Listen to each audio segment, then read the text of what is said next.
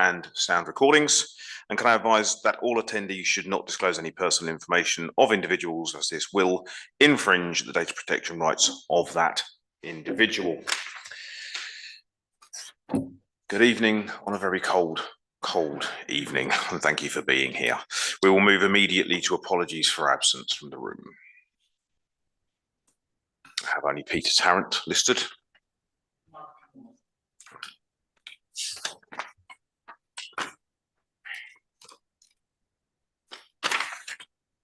Thank you. So I think, you know, we have David Alban here as a substitute, yes, so that we're quorate from the town side of things. I'd kind of taken that as read, but thank you. Good. Okay, fine. Anything else from this side of the house? Nope. We will move to item 2, declarations of interest, please. Let's pause for a moment. Nothing. Thank you. And my moment of indulgence, items 3, chair's announcements. So to update you, we held a useful session with exec members, both myself and Councillor Russell present, with exec members for community liaison, chairs and vice chairs of the various joint committees across central Bedfordshire on the 6th of December. It was very much a listening exercise, but experience and aspiration were shared openly from all members at that session.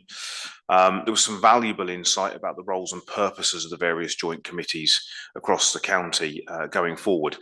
Officers are working through that feedback and are looking to understand what needs to change and what might be involved in making those changes over the short, medium and longer term relating to joint committees. That is solely with the purpose of ensuring they remain effective.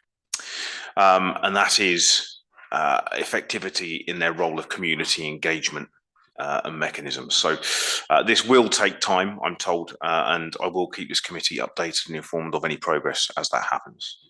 On a more practical level, the Langford and Biggleswade Wind Farm Community Fund are due to receive their next payment of Section 106 funding, some £25,000, and we'll be inviting applications to consider at the next meeting of that funding panel on April the 16th. The online application form is on the council website and will be shared with all members after this meeting. So please do look to promote that via social media and the related e-newsletters. And you'll be pleased to know that's all I have for my update. We will then rapidly move to our public open session. Have we got anybody tonight? Fabulous. Okay. Good. So we will move to the first. Sorry, I don't have a list of names or any particular order. We. Say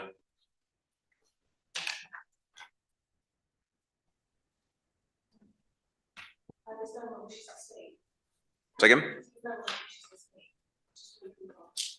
Oh, okay, fine. Right, sorry. Okay, good, fine. Super. So we will move rapidly to item 5, updates from CBC and BTC councillors. This session, an item is expected to last for 15 minutes, so I will cast up and see who's got items to bring. Please.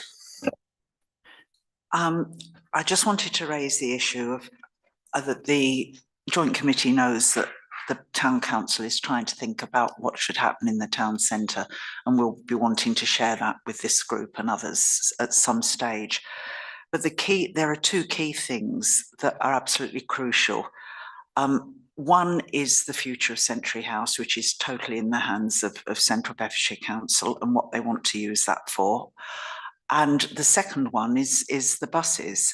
We know that the repairs to the bus interchange are happening, and hopefully that will be in use soon.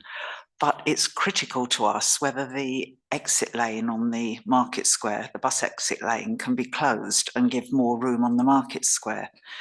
Now, ever since the transport interchange has been underway, I've been asking the question. There's the Access for All group that Richard Fuller chairs, that Nick Shaw has been coming along to ensure that with Network Rail, the transport interchange was working with it, which has been very successful. And I've been asking Nick Shaw what's going to happen about the buses in the town centre. I mean, we're very clear from the town council and from a lot of public views that there need to be bus stops in the market square, but maybe not the current arrangements. So last spring, Nick Shaw said that Highways would be looking at the buses on the market square in quarter 3 of this financial year. We're now in quarter 4 and I'm not aware that anything is happening. So I wonder whether Central Beds councillors could just find out whether this is going to go ahead, because it really is crucial to thinking about what might happen with the market square, how we might lay the market out on a Saturday, how events might happen on the market square. So perhaps we could see what's happening with that. So that's the buses on the buses in the town centre. I mean, the town council did put forward a proposal for bus stops on the high street instead, and possibly using Church Street to move away from the high street for buses going in the opposite direction. The feedback we got was that that wasn't practical. Well, I don't know. I mean, there was no reason given as to why it wasn't practical. We have had, as a town council, a meeting with one of the bus operators, Grant Palmer. That was a very cordial meeting. They explained to us some of the issues for them with the transport interchange, with, you know, bus routes taking a bit longer if they've got to go to the market square and the interchange. So I understand that it's a complex issue, but it's really something that for the town we need to get a grip of. I'll leave it at that. Thank you. Is there any update from CBC board councillors on that? I'm happy to come in. I don't have an update, but I'm very happy to take that back to Councillor Ford, who is our member for Highways, and see what the update is, because I agree with you, it was supposed to be in Q3, so let's find out what's going on. Thank you. Yes. And just to update on that, I think it's worth getting back in touch with Nick Shaw. I'm happy to do that as well, because I was at the meeting when we met back there and in the training room well over a year ago now, and the commitment was made to, and it was in the planning phase for the transport interchange, because the town council initially objected because we weren't happy with the lack of wider thinking around bus routes. Changed that position on the promise that we'd be able to explore closing the bus exit lane to see what is possible. And we're not really much further forward with that. And, you know, I understand that there have been snags with the interchange and that has to take priority, but this should be a very important conversation now, in my opinion. Thank you. I think we've got an action to take that back to the relevant exec member. So we'll try and get an update on that. I don't think there's any, I speak unilaterally clearly, but I don't think there's any denial of how important getting this right to the town centre is. So I'll see what we can do with that. Yes. On another issue, I had an email yesterday from a member of the public about this Play Street initiative. He says, with respect, are you serious about this so-called initiative? Now, I understand he must have seen a press release or something from Central Beds, because nothing's come to the town council. But he says teaching children that it's safe to play in the street borders upon the most dangerous suggestion that I've heard of for a long time. I suggest that if anyone gets injured or worse when vehicles return to the streets that you experiment with, they will have an open and shut case to associate you and the council with the disaster and to sue for damages and compensation. Please do not expect help from the public purse to settle such claims. Why should we taxpayers pay the bill for such a stupid and ill thought out initiative? Now, I've raised that because that was totally out of the blue yesterday. I'm not aware that the Play Street initiative is going to go ahead in Biggleswade. Certainly the town council voted against it when it came to town council. So I'd just be grateful to know whether there are any further plans for Biggleswade on that initiative. Strongly worded email, thank you. I've got some thoughts on that, but I don't know if, yeah. I saw that press release myself. And as far as I'm aware, it was a press release for general wider public consumption. And of course, any desire to implement a Play Street needs to go through the correct channels. So it's absolutely not something that's going to happen. it is an opportunity for the public to engage with the Play Streets initiative. And furthermore, safety, I know, has been considered with that initiative, and it is running in considerably busier city boroughs than potentially you would see in Biggleswade. However, I don't discount that particular member of the public's concerns, but I'm not aware of anybody pushing for Play Streets in Biggleswade at this point of time. I certainly haven't been approached by anybody, and given the lack of open space in King's Reach at the moment, I would have thought someone would have been shouting, but no, I've not heard anything. But it is not a mandate. A mandate is very much for members of the public to come forward and ask to engage with the initiative as I see it.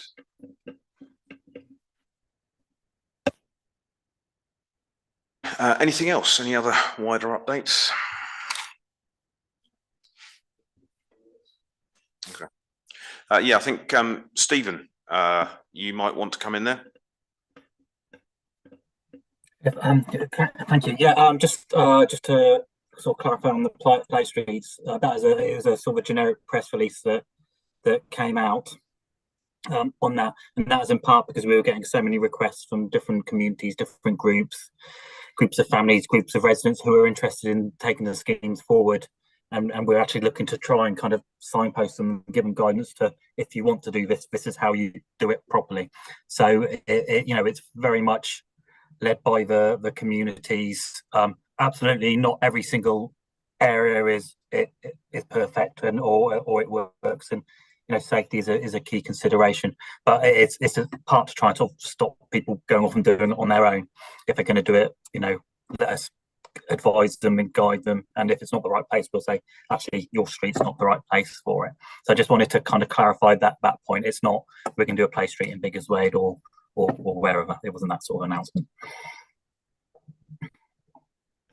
Thank you, Stephen. Anybody else? Please, Hayley. Just a couple of quick updates from me. You mentioned the interchange project. Obviously, works are ongoing at the moment. Remedial works are ongoing at the moment to address the camber issues and the grounding out. They should have been completed by yesterday, but because of the adverse weather conditions, they can't actually do the works because nothing will set as it's so cold. So that has delayed the works a little bit, but as you know, everything is there, it's all ongoing, and it will stay there until it's finished. As soon as that is done, their buses will come back into retest, and as long as that all goes well, hopefully it should all open. So that's the current process we're in around buses. And then just also to mention about the sewage issues that we had on Dunton Lane, because I know the town council also got a lot of correspondence about that. It has now been addressed, as I'm sure you're aware, and one of the key, and it did belong to CBC. It's a very convoluted story about why it still belongs to CBC that I shan't bore you with. Needless to say, there is now signage on that particular pumping station that says if any problems occur, this is the point of contact. So hopefully that will mean that if ever there are any issues in the future, we don't have the same problem arising. So hopefully that should sort that once and for all. Thank you, Hayley. Any questions or come back on that? No, thank you. And any other updates? No, all quite good. Thank you. We will move swiftly on to item number 7, matters arising from the minutes of the Biggleswade Joint Committee held on the 12th of October. I'm open to commentary and feedback for that item. Straight in, go on in. Just to say that members of the public raised a few items, just thought it might be appropriate to feed that back at this point, if that's all right, Chair. Please. So in terms of the shoplifting and other issues around the town, I'm sure town council is aware that many many shops now in the town centre have been provided with radios so that they can communicate with one another about potential criminal activity to try and prevent as much of that as possible. And that's obviously part of an initiative to try and deal with the shoplifting issues that are raised. And the assaults is an ongoing sort of discussion around what we can do around that. But I think just making us aware of that was a big bonus for us in terms of allowing me to keep a closer eye on that information, and we'll see if it was just a blip or if it's continuing. In terms of the Scout Hut and the access to the Scout Hut, I spoke, that is footpath 42, if I remember correctly. We have put the request for additional lighting on that footpath on our wish list for the annual plan. And there are conversations ongoing about whether that might be possible, because we recognise the issues with the poor lighting. In terms of cutting that back and keeping it obviously cleared, we are committed to doing that. Well, the team are committed to doing that from the rights of way team, cutting back nettles and the brambles and stuff as and when they arise in the summer months. And obviously that always happens. Everything shoots up at the same time. But in terms of clearing of leaves, there is no resources to do that. And that is not something the council would be able to undertake. And that was very much the message that we got from the rights of way team. So those were just the key points, I think, that were raised by the members of the public, Chair.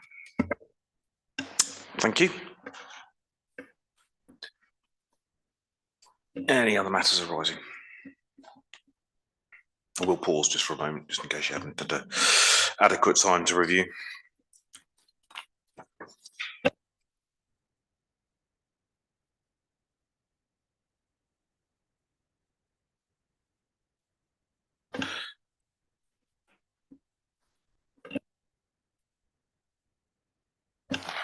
Please. I don't think we've formally approved the minutes, but I'm happy to move that we approve them, if that's okay with you, Chairman. Interesting point. I did sit here just looking at the matters arising and wonder when we were going to approve them. Yes, let's do that. Is there any objections to approving the meetings from the last minutes from the last meeting? Thank you, Madeline.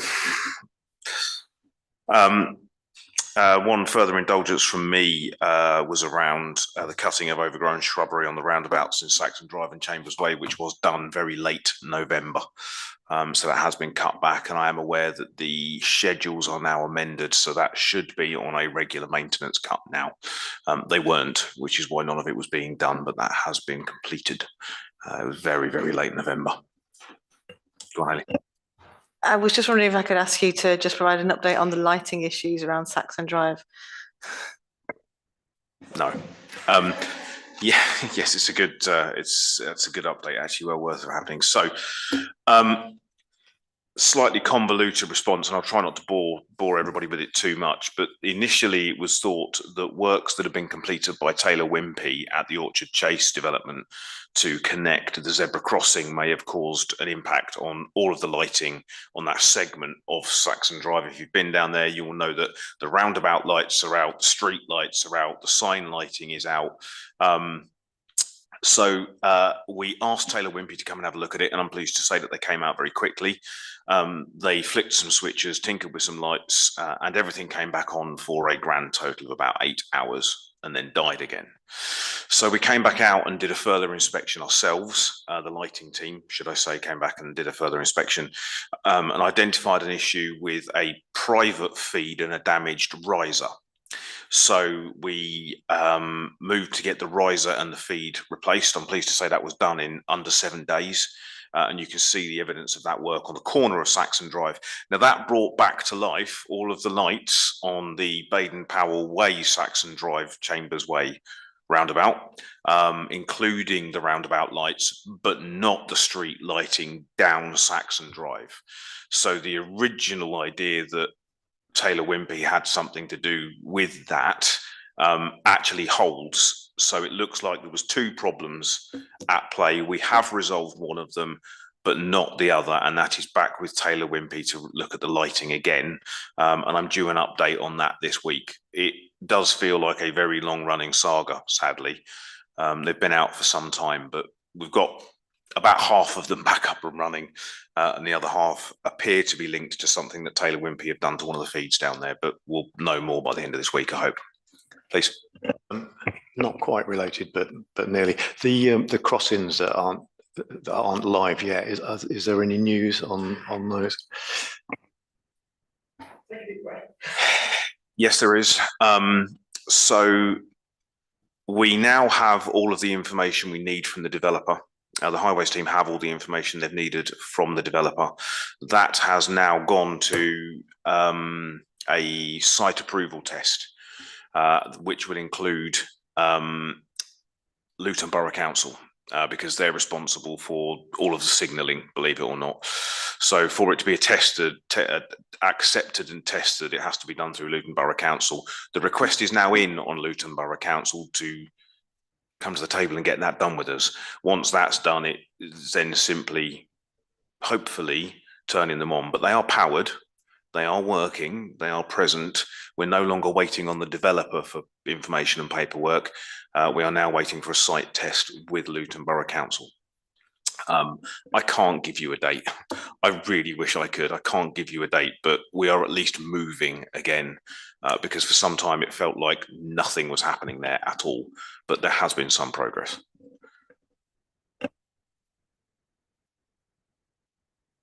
I might just add on that. There was a real failure early on because the planning conditions for both the Sorrel Way development and the Saxon Drive development required the lights and the crossings to be in place and functional prior to the first dwelling being occupied. They're obviously very much beyond the first dwelling is occupied now, right? So I think there's some suspicions raised at the time that those two planning applications weren't as independent as they should have been, particularly as they both came forward, both had similar conditions and neither of them were met.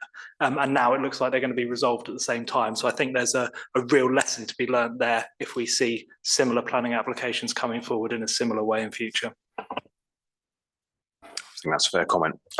Again, it's an enforcement matter, isn't it? It's you know, we do see this, and there's evidence of it elsewhere across Central Beds. There's been an issue with Arlesey Station, which I think most will be aware of quite recently. So, you know, there is a duty amongst the town council and the members of the public to ensure these things are pushed. Certainly something I'll be keeping a tighter watch on myself as a ward councillor going forward. Right, anything else, matters arising from that previous meeting? Nope. Okay, we are pleasingly ahead of time. Item number 8, UK Shared Prosperity Fund. Thanks, Mr. Chairman. Good evening. We're making progress with our application, which is due at the very near the end of this month. We have very few days left, in fact. So going through the Roman numerals here on number 1 there, on the electrical power supply improvements to the square, we've been in discussion since I think last August with CBC on this matter. We thought we could put this into this application. We've been informed that we no longer can, and that this item will be dealt with under Section 106 Town Centre funding. We're still awaiting a response on that matter, though, in terms of maintenance and upgrades to those points. So I won't necessarily discuss that further at this point. So on number 2 there, levelling pavements and pedestrian areas in the Market Square. As part of our draft application, we've been we've submitted essentially, I think, about a series of photos of the worst areas of the square, worst relatively speaking, and we're awaiting a response. And I believe colleagues actually on the screen from CBC will be able to update us in terms of setting up a meeting with Highways shortly, very shortly. I think item 3 as well on there, the blue and, well, possibly preferably blue at this stage, and brown town centre directional signage, again, will be wrapped up hopefully in that same meeting.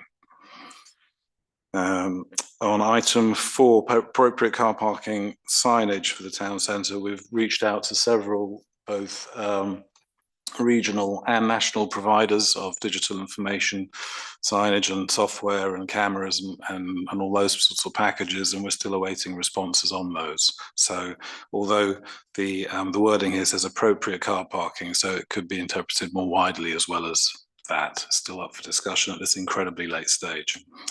And on item 5, we have improvements to the public toilets yet to be defined. Well, the Town Council, of course, resolved on all of these items, and we're following through with these. We are about to receive quotes. In fact, we've had several visits from providers, excuse me, and the cost estimates range between 15 and 45k. So I'm getting a bit more specific now because I think I'm able to at this point in terms of costing up the overall package to meet the control total, as I call it. I will pause there though. We're getting there. Thank you, Grant. What was the actual resolution of the town council? Was this we want these things in order? So number 1 preference, number 2 not, or were we indifferent between all of them? Or because we've only got £90,000 here, and it definitely won't cover all of these, of course. So I'm just curious what the resolution of town council was. Please. The first 4 were things that were discussed at this meeting previously, so we took them forward to the Town Council. The Town Council was very happy with what Joint Committee had decided, but we do have responsibility for the public toilets, although again they're in Century House. But a lot of years ago now, Central Bedfordshire wanted to close the toilets. We need to have toilet facilities available for the market traders, so we took over the responsibility for cleaning them and upkeep. So Town Council felt that that was something else that should be looked at. So yes, this may well cost more than the 90,000 we've got, but then when we know what the costs are, the idea would be to agree with Central Bedfordshire which we're in and which we're out. So that's where we are. But Town Council supported all of the 4 things from Joint Committee, and plus we're concerned about the public toilets. Does that help? Probably you could also, if there was any overspend, for want of a better phrase, we might be able to use some S106 for that potentially. I'm looking at Beverly and she's nodding at me. I'm interested as to why the electrical power improvements can't come under this, but I think I know why, so that's fine. I did have another question, but I can't remember what it was. I think if this can go forward, it'll be really good for the town, because I think it brings together all of those different bits. Am I right in thinking there was also there was another part to this, which was to do with the arts, if I remember correctly, or something along those lines? What's happening with that element of the UK Shared Prosperity funding? Not sure that this was brought up, certainly not at Town Council, but are you talking about the new arts centre at the end of the Market Square? I'm not sure what we're about. I'm looking at Beverly and hoping she can remind me, because I seem to remember there was another portion to this. Yes, and I think Kareem is ready to come in. So can you hear me okay? Yeah.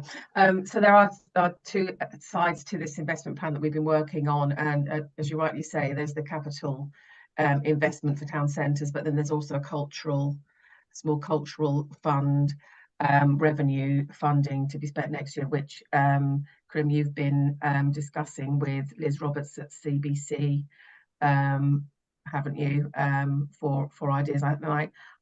I think, was that discussed at Town Council? I'll hand over to you, Kareem. Thank you, Kareem. Do you want to jump in? Thank you, councillors.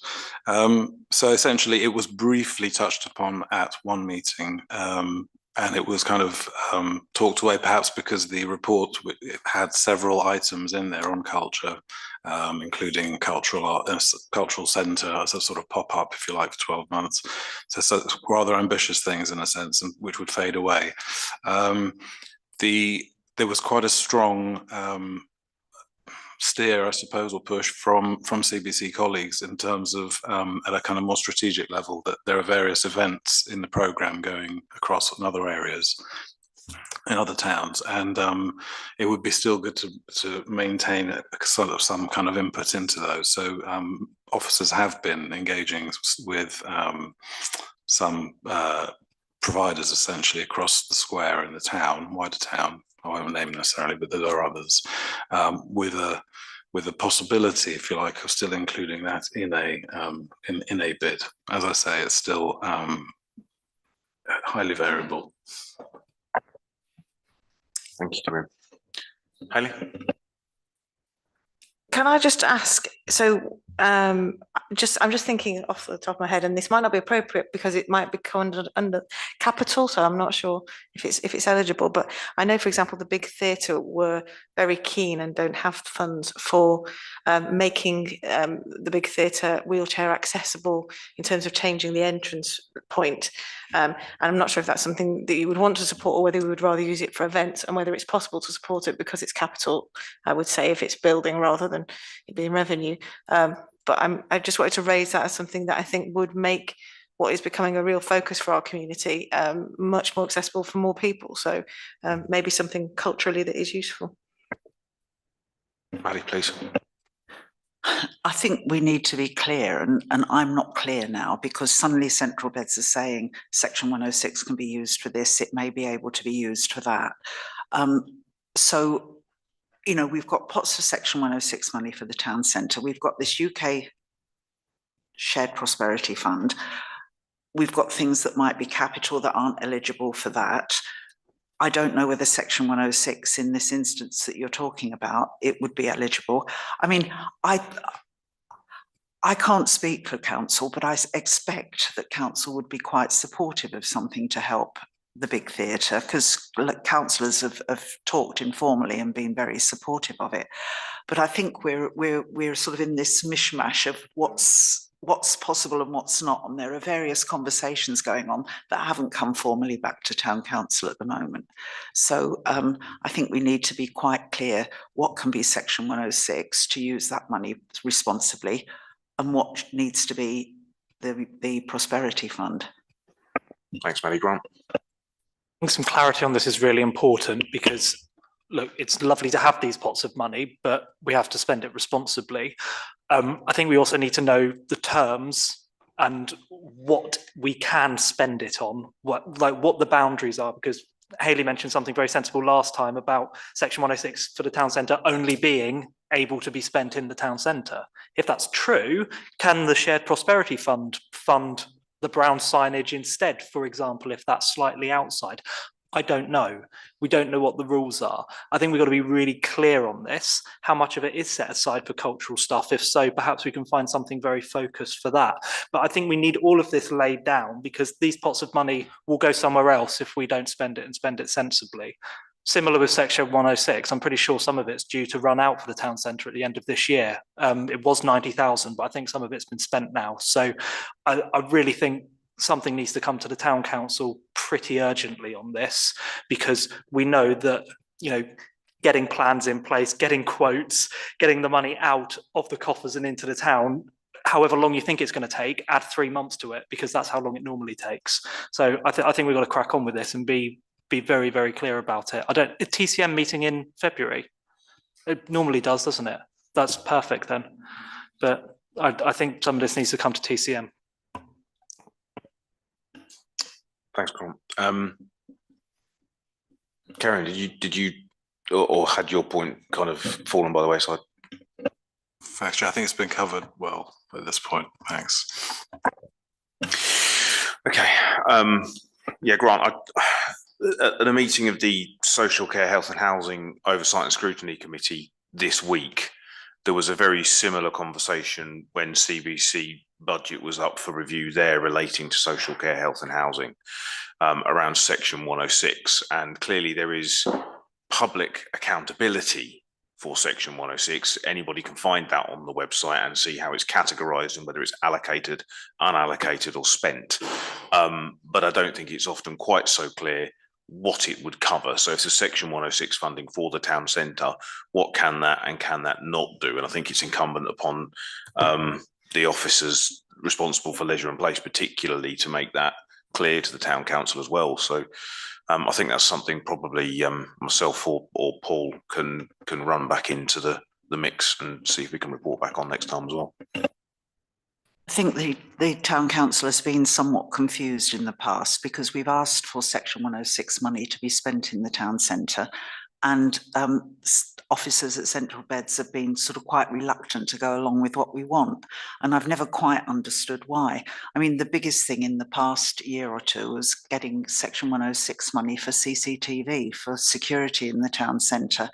And in the end, it took 3 separate goes to get the money we wanted. And we had 3 separate tranches of money of Section 106. So I don't know quite what that was about, but I agree with what Grant has been saying, and obviously Karim, that, you know, help us to help you as Central Bedfordshire to spend the money wisely. What are the parameters? Is there capital expenditure there? I would have thought that was what it was for, rather than revenue. And, you know, why isn't something like CCTV approved straight away? I don't know.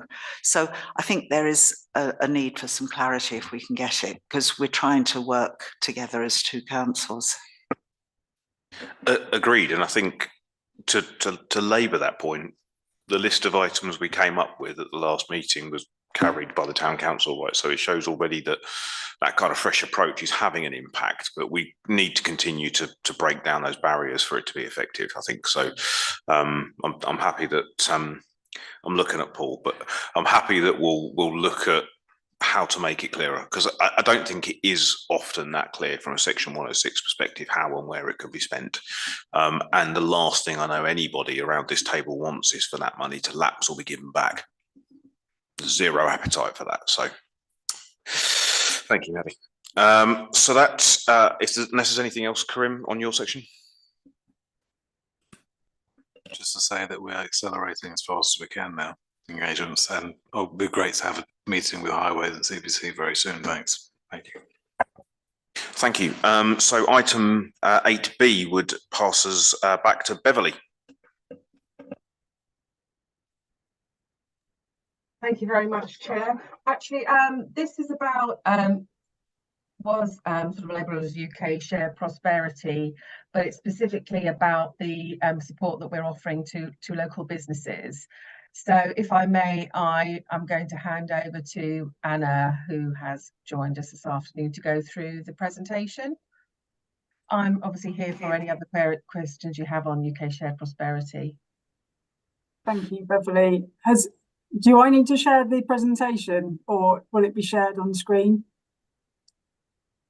I think we have that in a pack on the desk. So okay, that's fine. That's absolutely fine. So good evening, everybody. I'm Anna Bosworth. I'm the Head of Investment, Employment and Skills at Central Bedfordshire Council. And I'm just going to give you a quick update on a newly launched programme that we've launched back in November.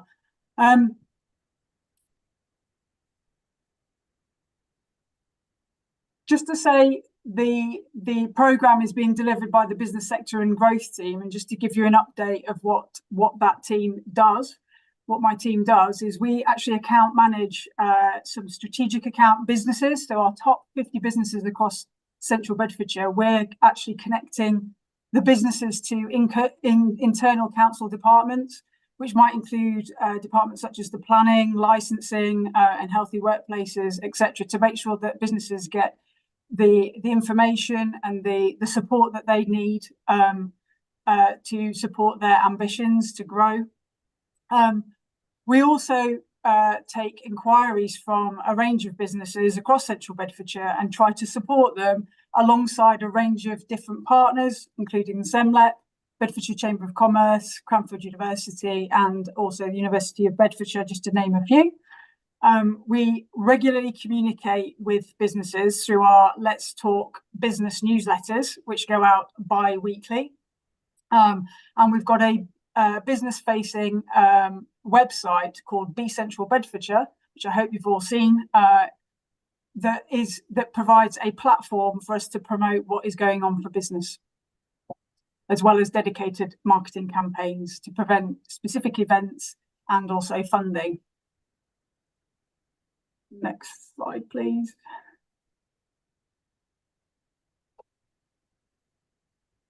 So as I mentioned, we've recently launched back in November last year a UK Share Prosperity supporting local business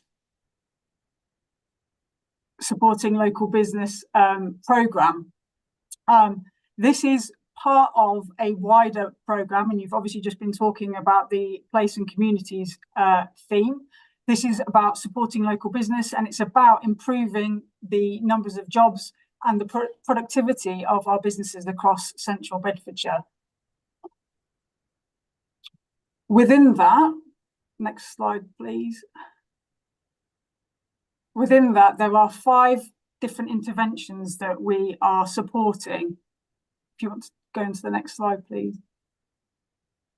We've got business innovation, which is about supporting businesses to innovate.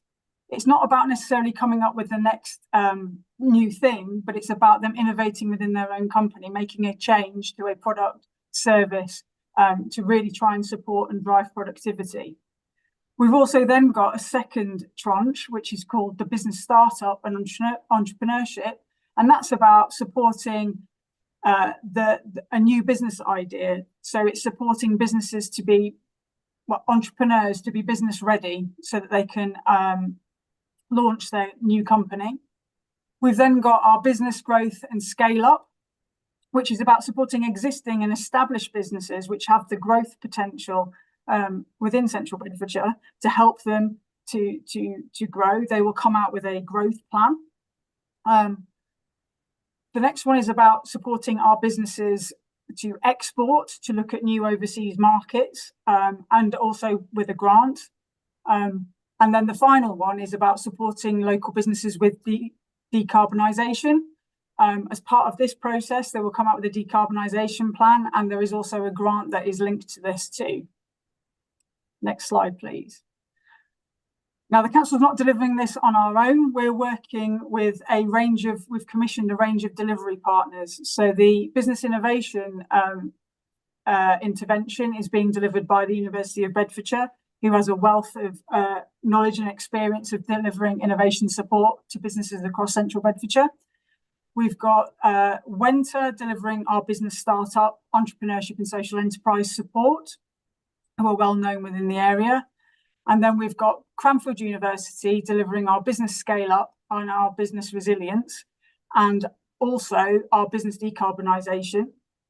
And then Bedfordshire Chamber of Commerce is supporting us with the export grants to grow overseas trading.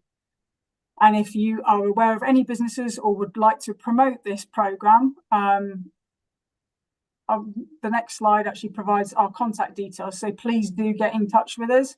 So if any businesses that you're aware of would benefit from this support, then please do contact us either by telephone or via email, and we can help and support them as much as we possibly can.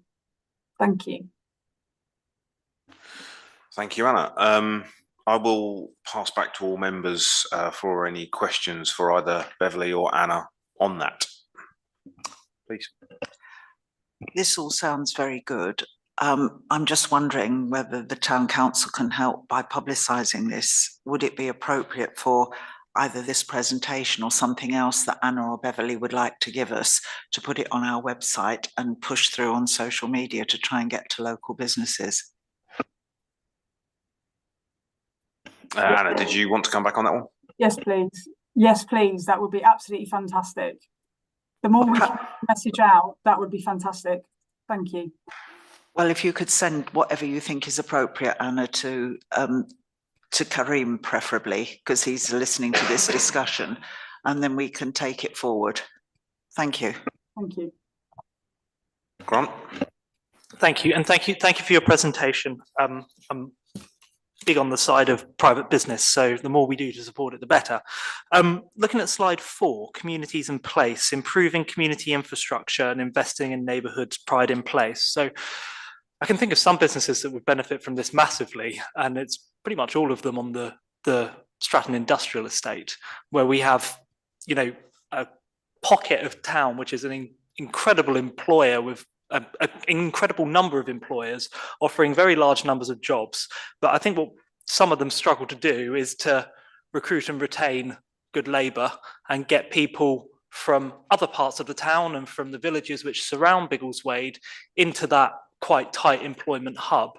So look, I think a lot of it needs to come from them. They're private businesses, they've got plenty of money, but I do think that the role of the council can be to help to facilitate them to put in place things like, quality bus services to get their people to work. And I know the Co-op are doing good work with encouraging cycling, putting some incentives in place for people to do that. So wondered what role the scheme can play specifically for Biggleswade in sort of opening up some of those opportunities to potentially even more people.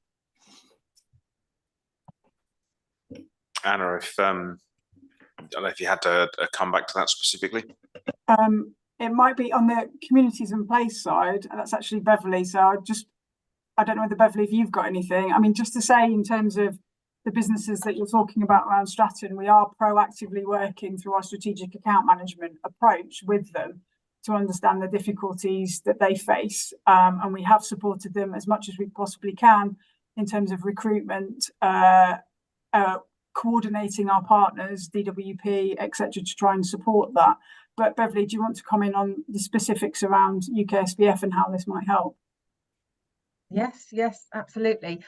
This is probably a good time actually for me to interject a little bit. That you'll see there's been a few sort of name changes, and in the planning for tonight's meeting, and we have had a bit of a change around within our sort of team responsibilities, which is why Stephen is with us this evening. I wonder whether you want to just say a few words, Stephen, about you know, the place delivery team and running the UK Shared Prosperity scheme, and it links very nicely in with active travel, this particular question, doesn't it? Which absolutely well past one.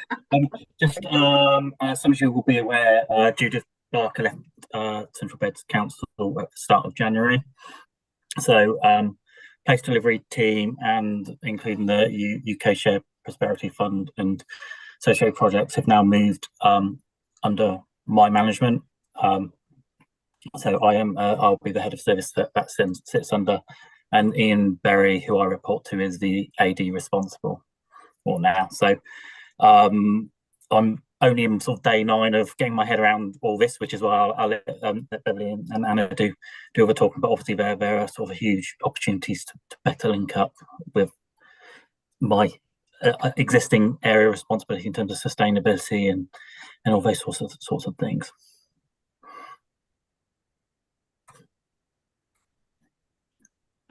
Thanks, Stephen. Grant, because I think we had probably 3 people address your question. Did your question get answered to your satisfaction there, or did you want to revisit? Sort of. I'm just trying to get to the crux of how so I know people who work for the Co-op but don't necessarily know that a scheme like this exists. They're they have connections with relatively senior management, but they are asking questions like, you know, I live on the Fairfield estate, but I have to drive to get to work, like realistically. So again, I think a lot of it needs to come from the employers, but I think what I'm just struggling with slightly is it's possible that we're already doing a lot of the work that needs to be done.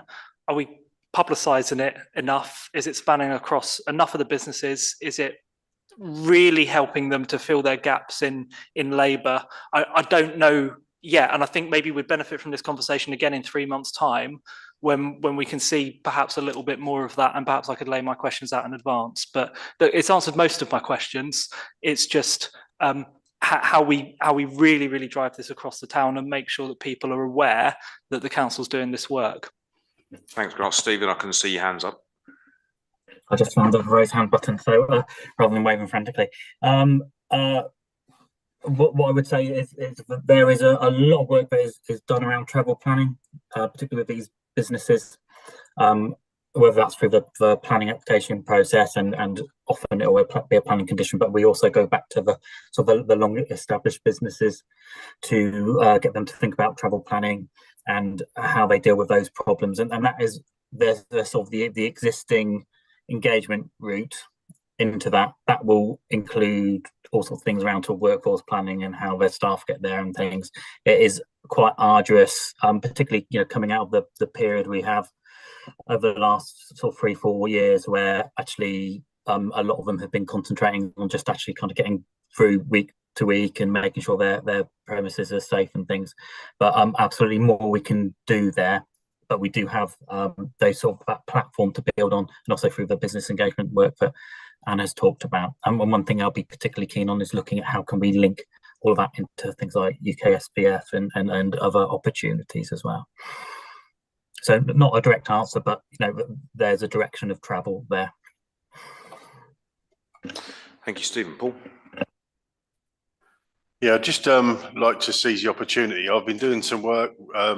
Basically, I was approached by some residents about their siblings have done college electrician level 1, 2, 3, etc., plumbers and people like that, and they've got no apprenticeships.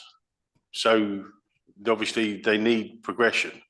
I've been speaking to Richard Fuller about it as well to progress it that way.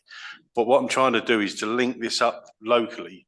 So local businesses, obviously they need to expand, they need to look for the future, they need to take on these people. And these youngsters have actually taken the time to try and progress themselves, but then they're hitting a block where they cannot get an apprenticeship, so they can't progress. And then potentially they've wasted a couple of years trying to be tradespeople. So I'm just wondering whether that's something that you're actually aware of, and something that maybe we can discuss further. And then if you're dealing with these companies, you could seize the opportunity to say, do you need an apprentice? Do you got to invest in the future? So I'm just putting it out there basically to see whether we can go anywhere with that. So thank you. Thanks, Paul. Any comeback from our CBC folks?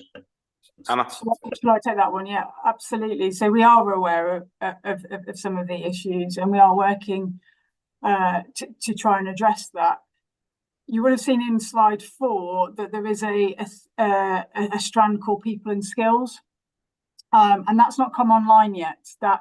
We've only got funding from financial year 24-25. So that's soon to be launched. But as part of that, we will be looking at some of those key issues.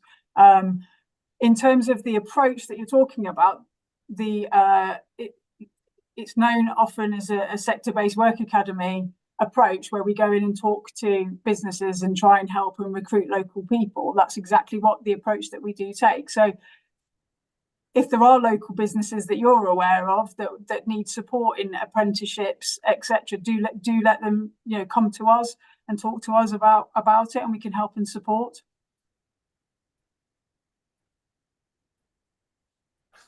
Yeah, literally, as I say, I'm coming from the other way. I've got the youngsters that have finished their college, and they're just desperate to use their skills and obviously further their skills. So I need companies or somebody that's dealing with these companies to make the suggestion to try and build that bridge is the key. I don't know local companies. This is I've only sort of got involved with this over Christmas, so it's very early days, but this is the key.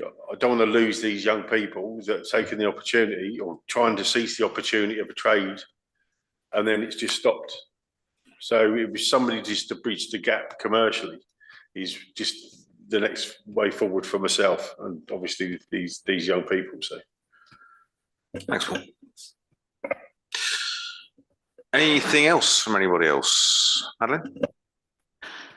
Grant was raising the issue of people getting to work in a more sustainable way.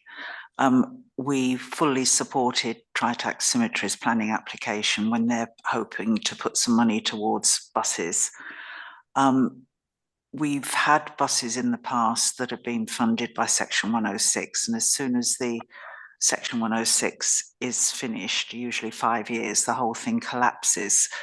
But what I'm asking really is, it occurs to me that when home farm was discussed at the examination in public, there was talk then of shuttle buses between home farm and the railway station, and we talked there at the examination in public of needing more than one bus, and that they shouldn't go direct between home farm and the station, but they should go around some of the major residential estates. to pick up people who might want to work on home farm. It occurs to me to ask where we are with home farm. Is it likely to be taken forward in the near future? Because it's gone very quiet. But, you know, I think this issue of buses and how they might be funded is critical. And certainly and I suspect the town council would support any Section 106 agreement that encouraged more money into the pot. But we then need to encourage these pots of money to be used together rather than as individual projects. We have an individual project with the co-op which runs a bus service to bring some of its employees to work. Can we get some more cohesion between the different businesses on this? Thank you. I think the question of home farm probably would sit more under the next item for forward planning than here. So I will make a note and see if there's anything in there or any commentary on that one. Thank you, Madeline. Anything else? Hayley? If you don't mind, Chair, can I just take this back a step? Because I'm not sure it comes under what Anna was just talking about, but I think it does come under improvements or how we might be able to support our businesses to make improvements within the town centre. I'm very conscious that Abbott's Walk is looking really, really shabby. And that's a landlord. It's the same landlord for all of that. So how do we support that landlord to make that area better? Because I would say that it's actually making it quite an unpleasant place now to walk through to get to Asda, or if you park in Asda to get into the town centre. So it strikes me, you know, we want to do this carrot not stick. So how do we encourage them to make those improvements? Thank you, Hayley.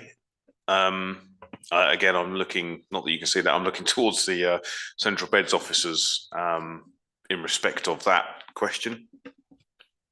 Deal with the pigeons. I'm going to say it. Go on. The pigeons still need to be dealt with. I know Mark Knight was worried that his house was going to be petrol bombed by eco fundamentalists, but you know, and it escalated far too far. But these are birds which carry disease, and they are nesting above the archway at Abbott's Walk, and it looks absolutely disgusting when you've got a nice hairdressers on one side and Tracy Jane on the other side. And I don't see how they're compatible with a safe, nice town centre. And so there needs to be a plan for these pigeons again, whether it's dealing with them in the same way that was planned originally, or we come up with something more innovative. I think they're really detracting from the town centre now. So Hayley, can I just sanity check? Are you looking at this from a UK SPF perspective in respect of what more innovatively can be done about potentially engaging with that landlord on that matter? Yes. Right. Makes sense to me then. Yeah, so how can we engage with that landlord to make that?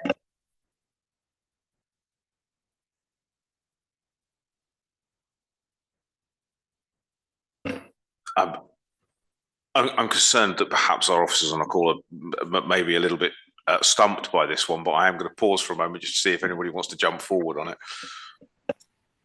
Chair, we didn't actually just hear Councillor Whitaker's point. Apologies. I think something happened with the mics. I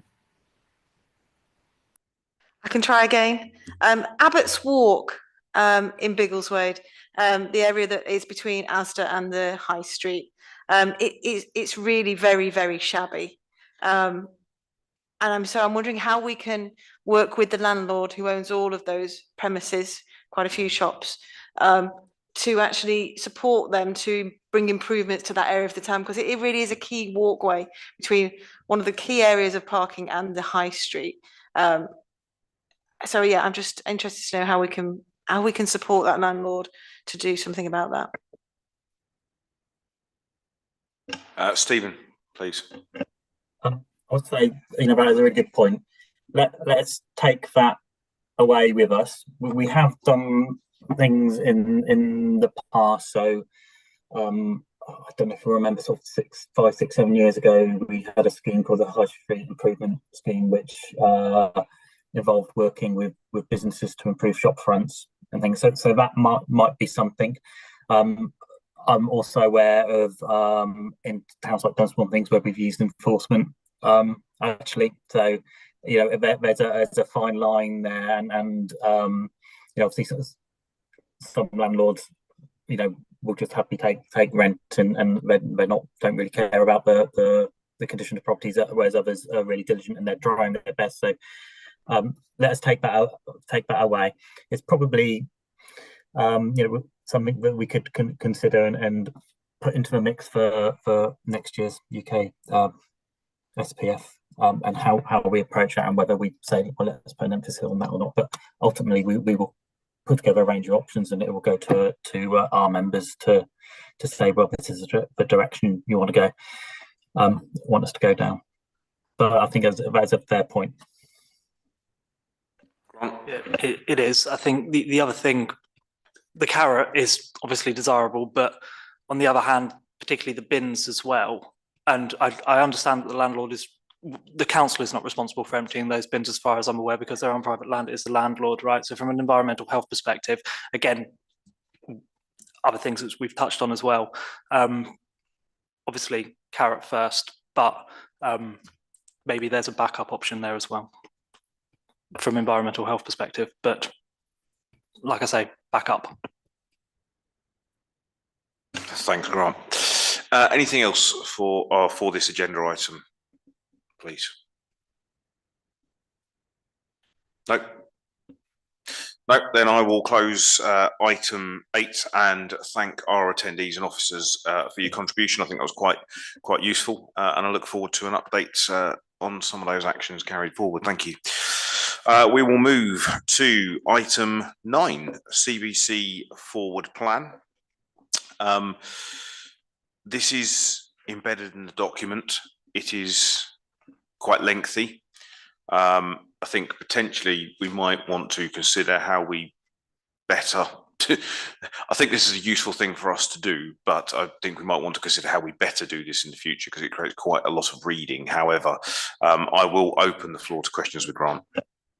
Just a suggestion, actually, having seen this from both sides now as a central beds councillor, previously as a town councillor, seeing the forward plan of big decisions as somebody who is not a member of the executive is really, really helpful.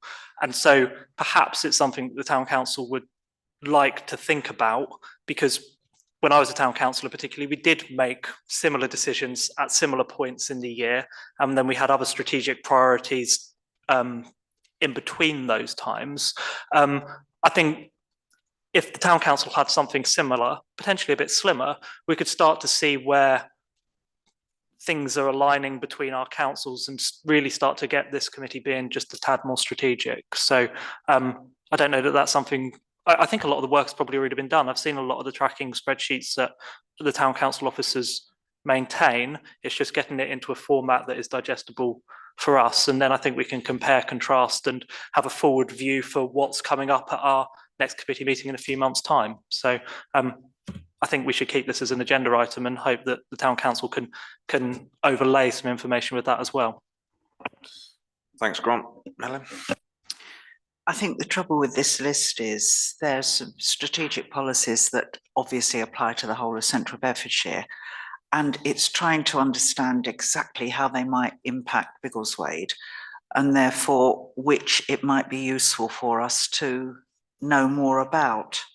I mean, obviously something like the LC WIP, the walking and cycling infrastructure, we know that there's a separate plan for Biggleswade. We've seen that in the consultation, so that might be something that we want on a future agenda. Some of the things like the future of Ridgemont Lower School are nothing to do with us at all. It would be helpful if our CBC colleagues could indicate where things might be more relevant to Biggleswade, rather than having just this complete list that, I'm used to looking at these sorts of plans, but I was struggling to see exactly where the detail might be for us. Yeah, I think that's relevant feedback. Hayley? I think that's entirely appropriate. If you want, I can take you through some of the looming things that might be useful for Biggleswade, because obviously I I look at the executive plan and see what's coming with a Biggleswade head on, as well as a lead member for Children's Services head on. So in terms of things that I think may be relevant to Biggleswade, the strategic plan. So item 3, I think, is important. So this is a strategic plan for the term of the council. It sets out a very high level, and it is very high level. It's a document that sets out what the new administration, what's important to the new administration and what it wants to take forward. It is different from what was before, in terms of what the priorities are going to be and how is that plan used. So all of the papers and documents that ever come from officers to different committees in the council will refer back to that strategic plan and say it aligns with this part of the strategic plan, it aligns with this part of the strategic plan. So that's why that plan is actually really important for all of the other decisions that will be made over the next 3.5 years. So I hope that makes a little bit more sense. So the town council might want to look at that and actually say, oh, this is okay, we like this bit, we don't like this bit, this could have an impact for Biggleswade. As I said, it's a very high level document, you may feel it's not appropriate. Should I stop there and let you speak about that part? Just going to say, is it for the town council to do, or is it for this committee to do, and pick out what we might want to discuss for Biggleswade, and then send it back if we agree as a committee, send it back to Central Bedfordshire?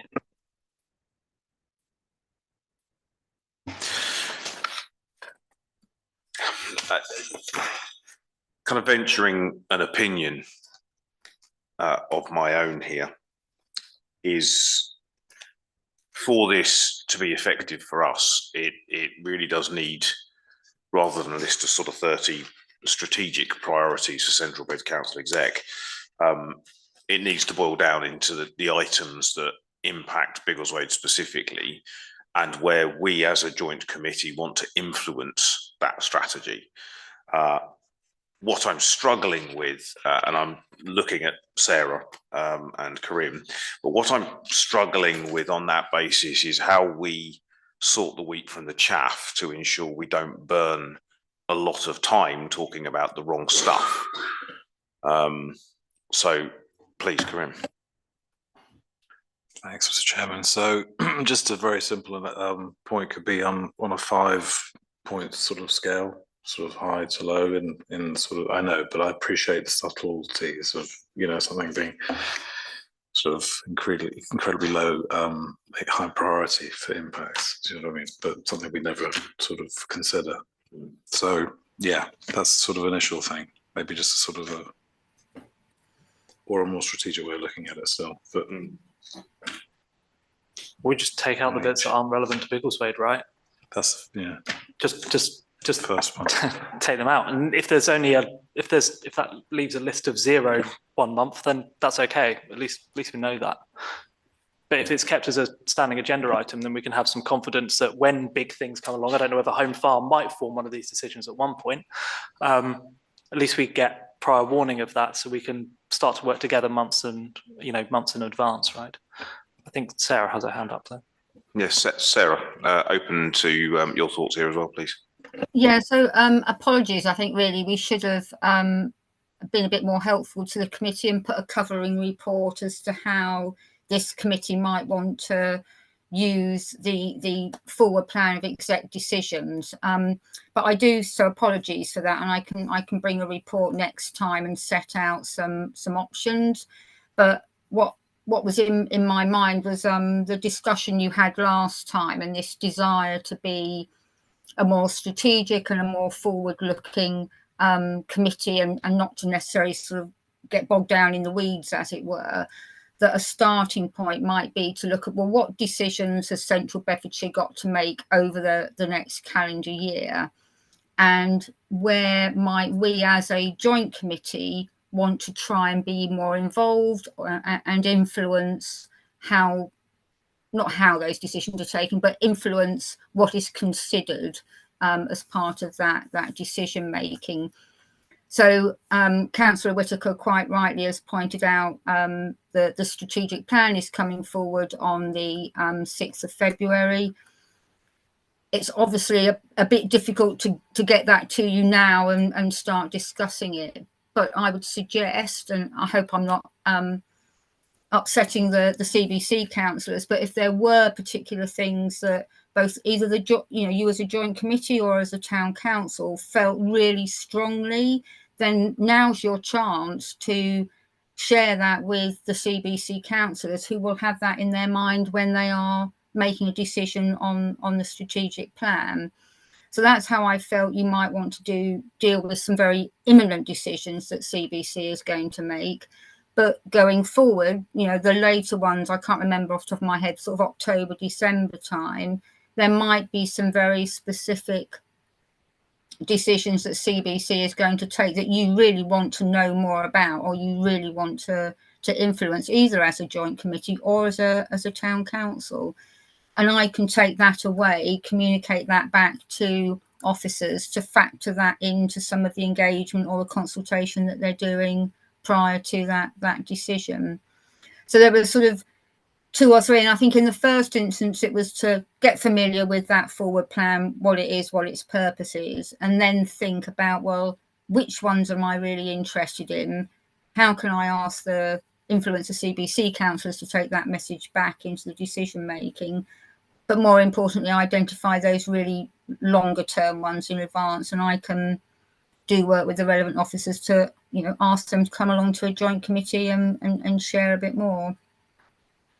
Sorry, it's a bit of a ramble, but I hope that was helpful. Thanks, Sarah. I will take, I think, on behalf of the committee, unless there's any objection, the offer of perhaps a covering report, because I think that would be useful. But I don't discount your feedback as well. Having seen sort of the scale and the weight of the programme, I think is also quite powerful. It is just, where do we focus our attention, I think. Maddie. Well, again, thank you to Sarah for offering to do a report. She suggested that the town council might want to look at it. It would be difficult for us to look at it formally because we have a meeting on Tuesday where the agenda has already been published, and we don't have another meeting before it will be discussed at executive. So we can't at the moment look at it formally as a town council.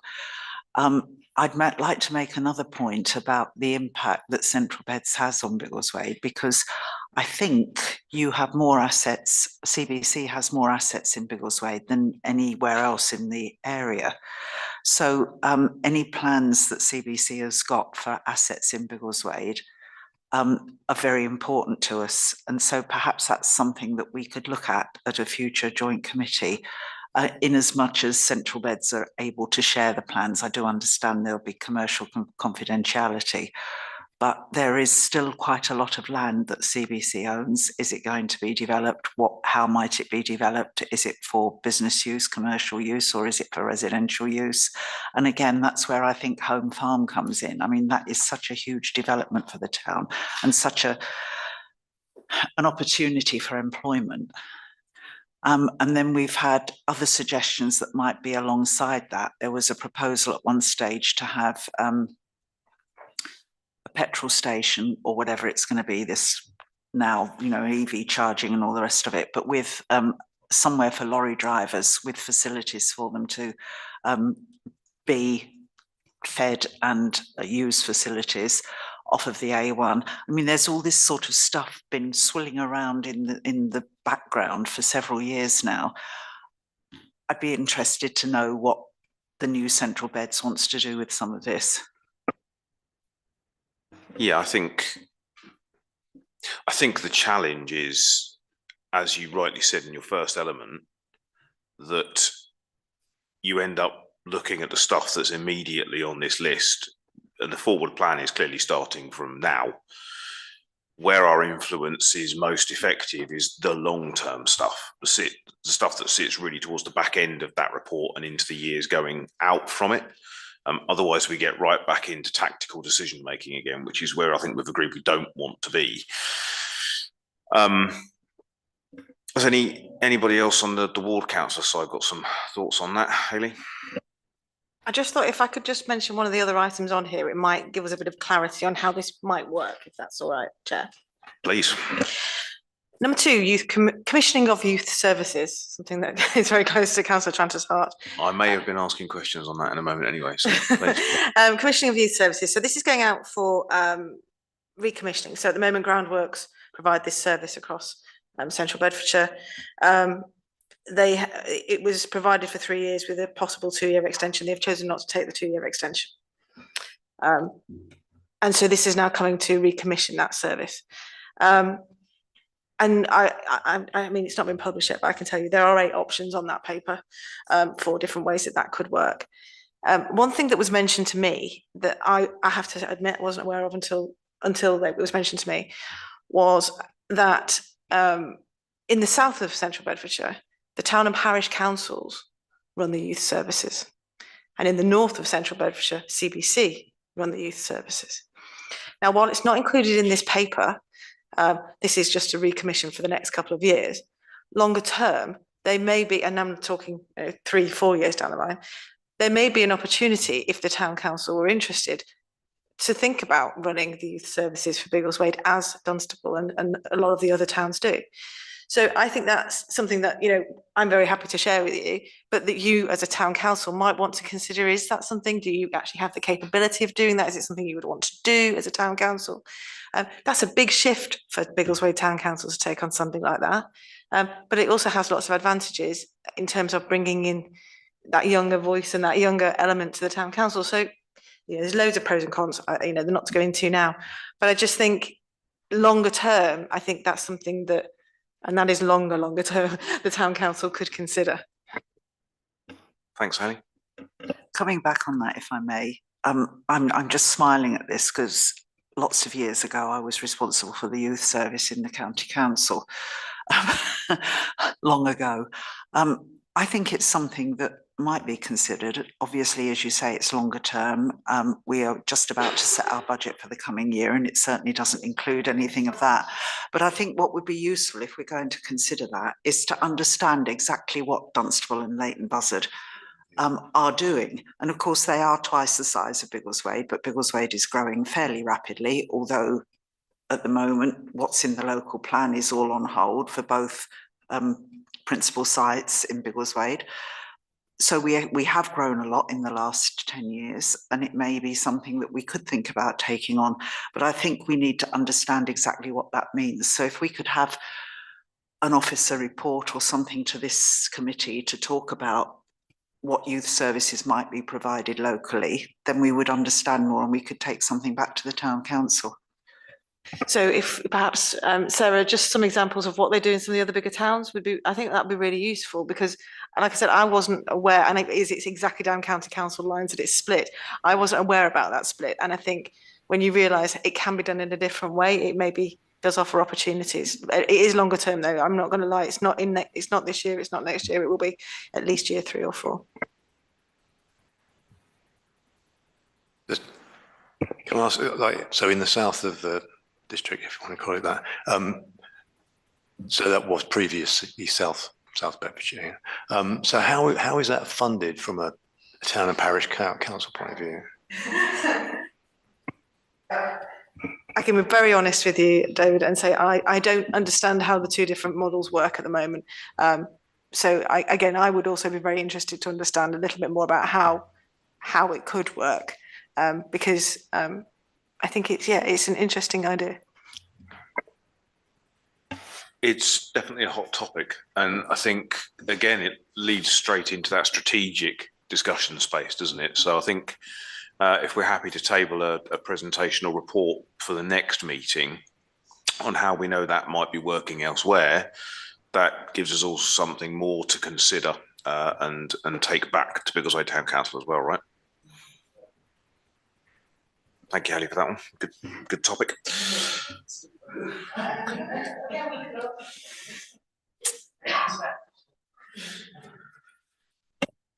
Councillor Fraser, just so you know, the youth facility in Biggleswade is a SEND youth facility as it stands at the moment, so we wouldn't want to lose that, I'm sure. I used to go to a youth facility. I used to go to the youth club, which is at what was Holmead School, just on the side of that.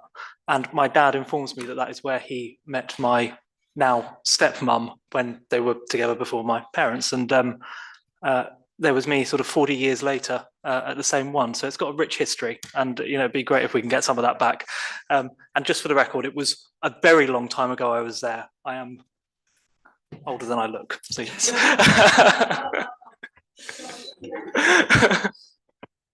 to come back in again, I am literally just working my way through the executive forward plan.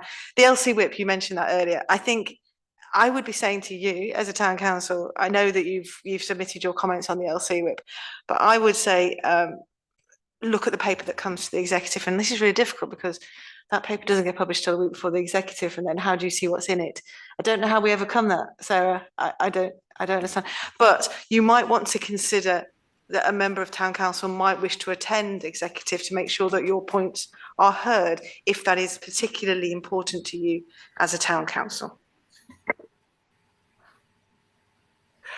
The good thing about what was in the LC whip was the fact that the plan was saying that we needed to be flexible, because we know how difficult traffic circulation and walking and cycling are in Biggleswade, and we're never going to be able to adhere to what the Department of Transport think is the best way forward. So that flexibility is important. And also, I'll mention at this point that the Town Council is in support of the idea of the underpass under the A1 to allow access from Caldicot and Norville. And one of the issues that highways officers put up when that was being discussed some time ago was what happens when they get under the underpass and have to come down the old Great North Road to the roundabout by Sainsbury's and then into town.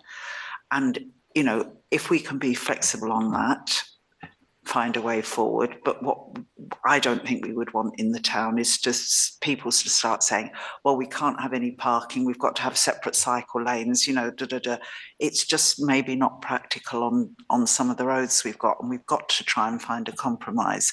But I was heartened to see that that was in the plan that was consulted on.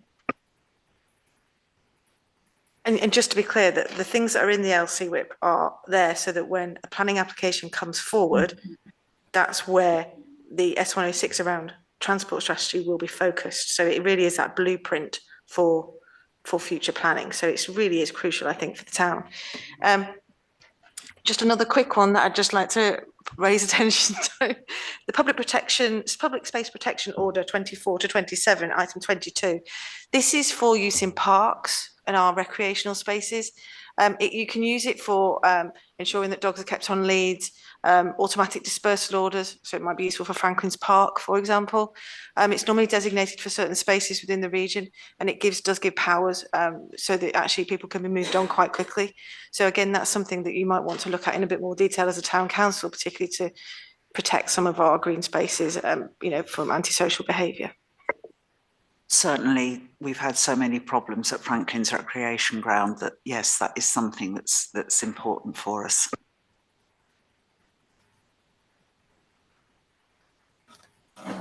Yeah, I think that that's a relevant one to raise as well, isn't it?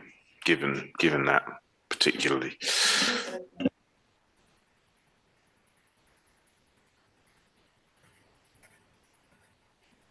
Was there any other items on that forward plan that we wanted to unpick tonight, or at least ask questions of? We may not be able to address all of them, but I'm happy to take any other questions for the next 5 minutes. Madeline? Well, if Sarah is going to bring a report forward for the next meeting, I think that's very useful. And I think we've already decided on 2 items that are quite important. I think the public space protection is coming in April, so that would be one to take forward. And now my brain has gone and I can't remember what the previous one was. But the youth service one, the youth commissioning one. Thank you, yes. So I think we've got more than enough for an agenda next time if we've got Sarah's report and those 2 items to come forward. If members are happy to leave the forward plan item there, we'll move on. Great, thank you. So, I need item 11, date of next meeting has been scheduled for the 25th of April 2024. Say again, sorry.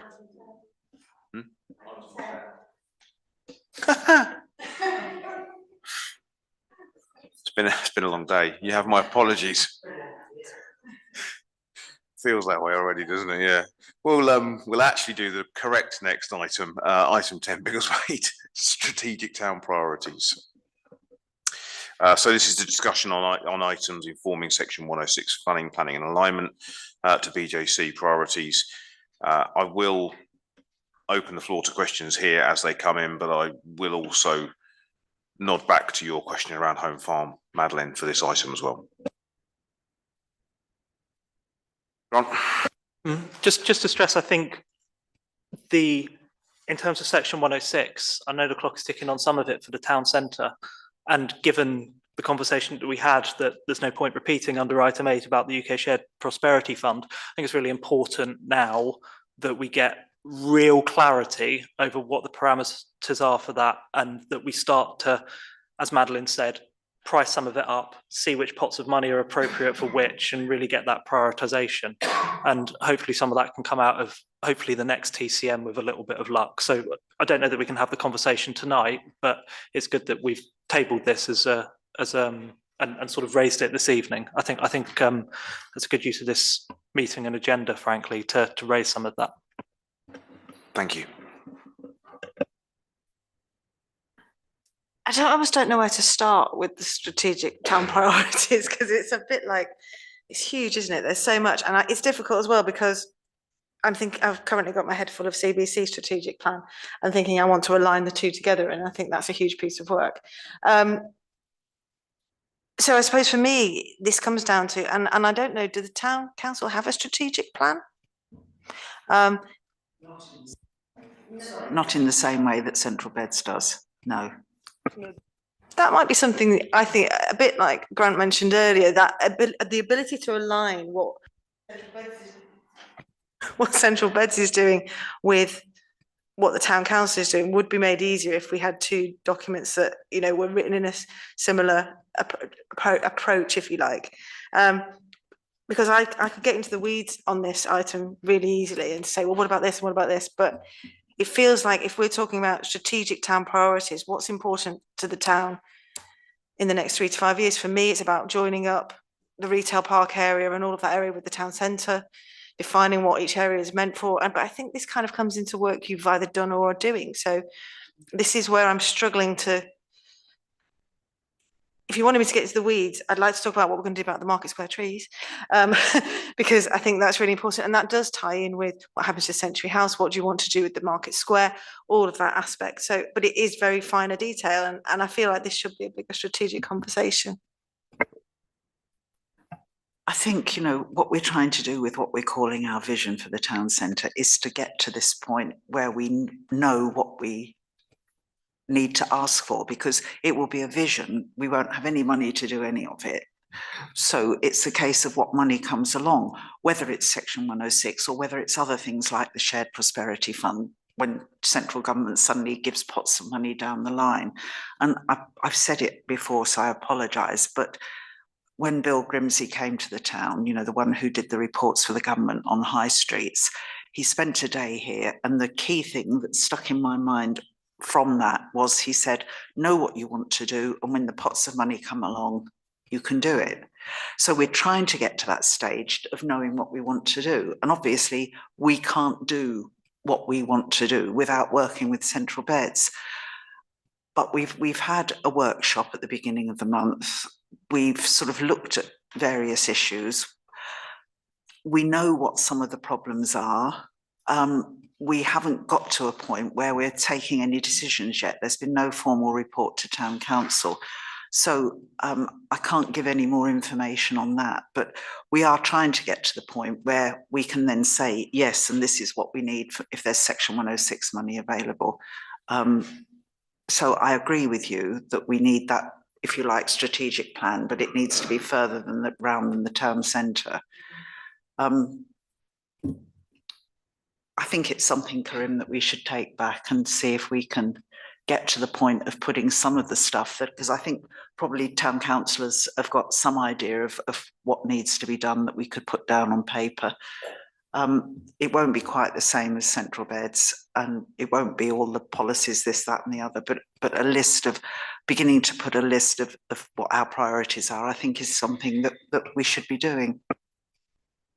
I mean, just to say, I would be really keen to see, there's loads of stuff I'd love to see in there. I'd love to see where you want to see the facilities, for example. I think from a planning perspective, that would be really useful. So do you want the focus of splash parks, different new facilities? You know, if we bring in a business that does, I don't know, climbing walls, if we do bring in this business, do you want that to be focused on the town centre, or do you want it to be spread around the town? If it's around the town, where do you want it? You know, where are your areas where you want to see that focus and that effort put in? And that sort of stuff I'm really not clear on, because my concern is if we don't have a plan as Biggleswade for what we want to see, it will just get given it as part of a planning application rather than us actually giving that direction for what we want. And I think that's the danger that we're in at the moment, because we're kind of letting other people dictate that.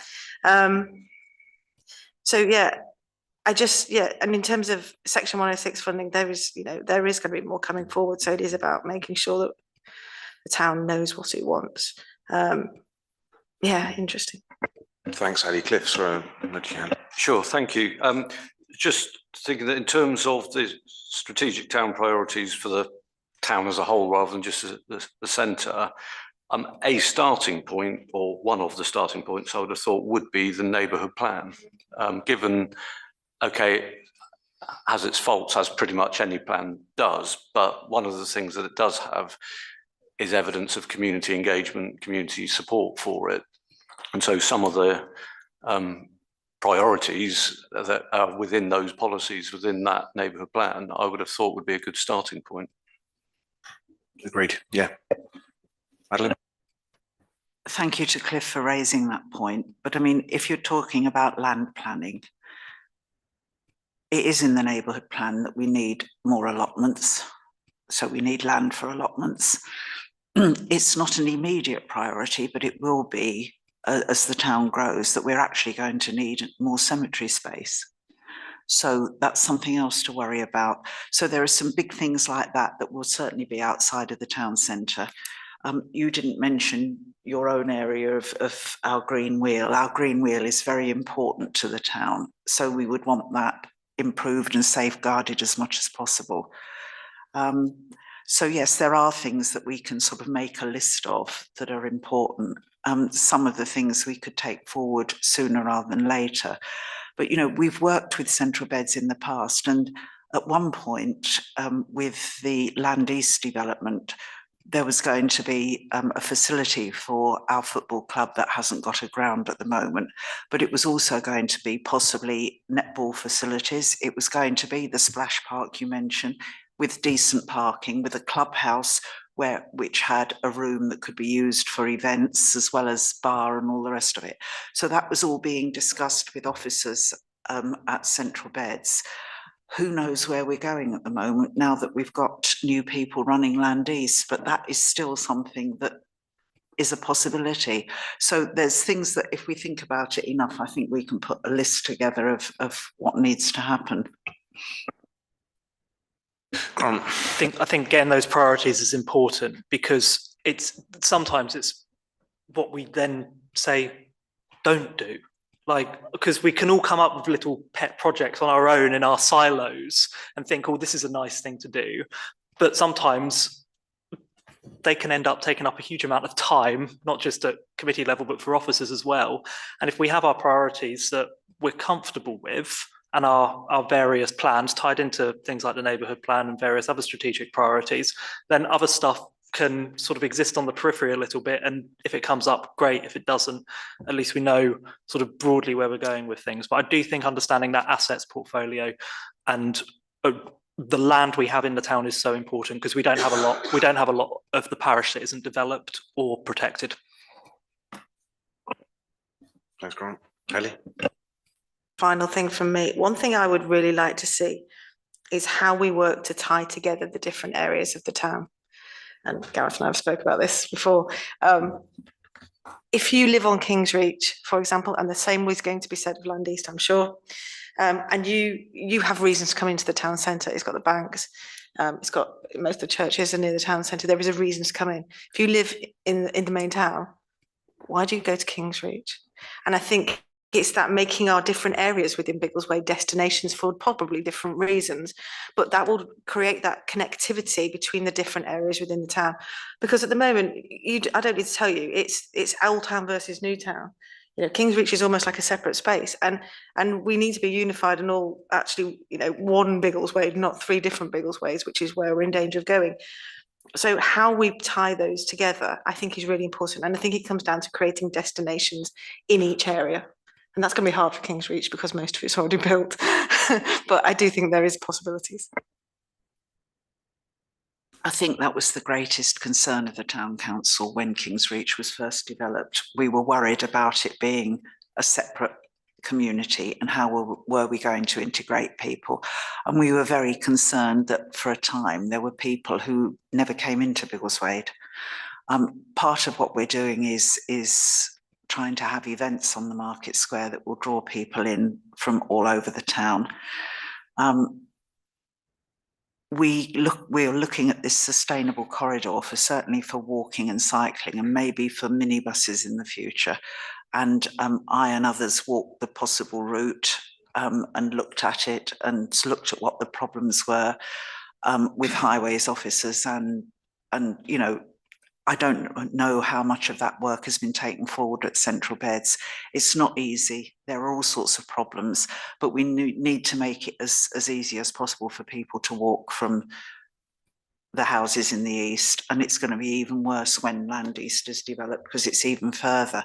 So we were looking at whether there was enough width on the two routes that we looked at for minibuses, maybe even one of these, you know, electric buses. I don't like the idea of driverless, but, you know, it might even be that. But, you know, so there are lots of things that we need to think about and look at. And it's what's possible as well as where's the money coming from. David.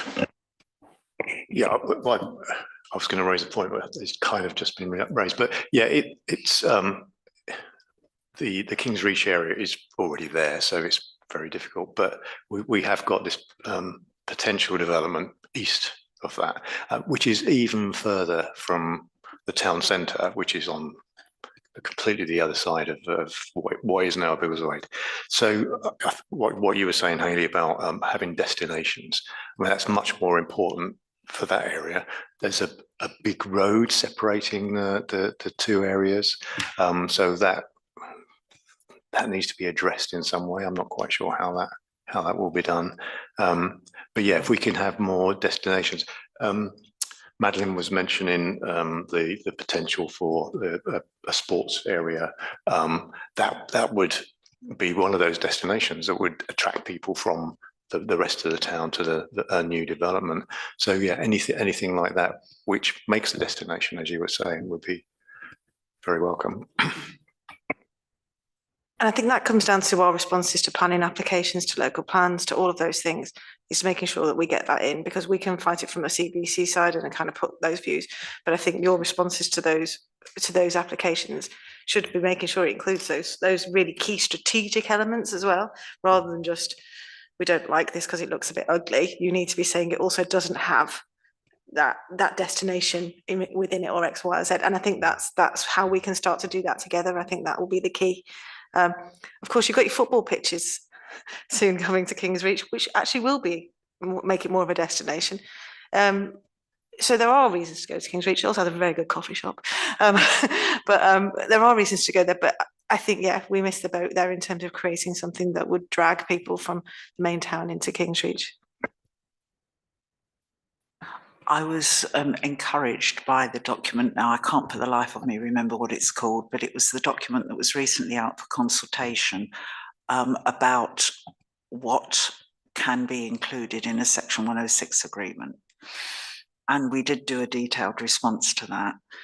And I'd just like to say that in all our responses to CBC now for planning applications, we do refer to the neighbourhood plan, and we hope that officers will take note of it. And I think as a council, we need to do a little bit more, be a little bit better at referring to specific bits of the neighbourhood plan. And I've asked one of my colleagues to work with me to try and do that, to be even more specific. But we do refer to the neighbourhood plan and ask planners to make sure that the policies in the neighbourhood plan are adhered to.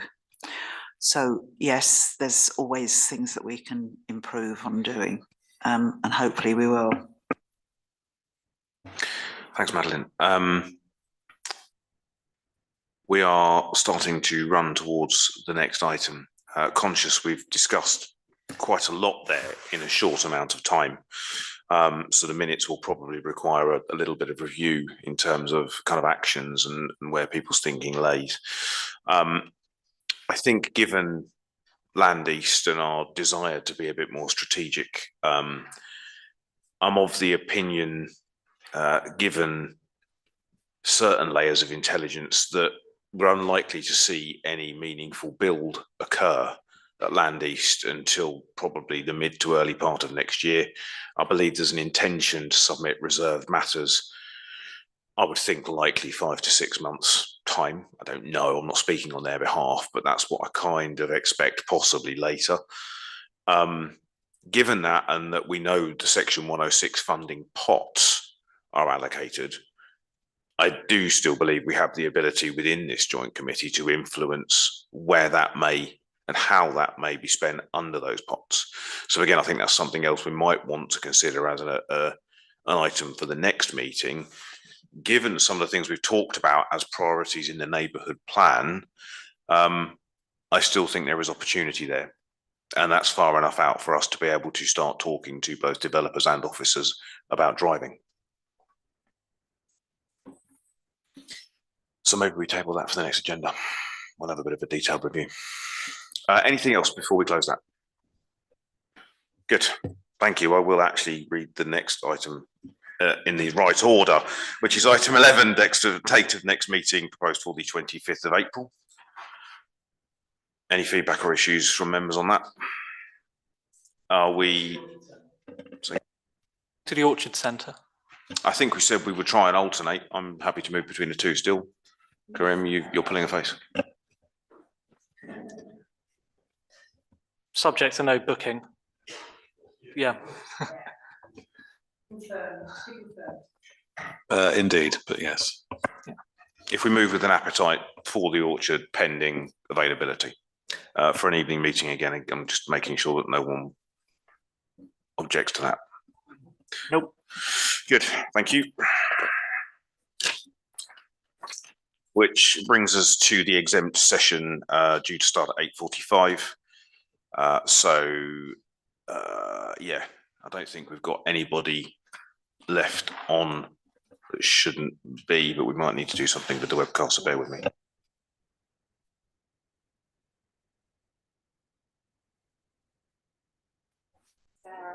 We can start exempting. Yes. I think we normally move a motion as is indicated here, so I'll move the motion that we go into exempt session. Seconded. Which means that we stop the recording for public use. Yeah, I'm comfortable with that.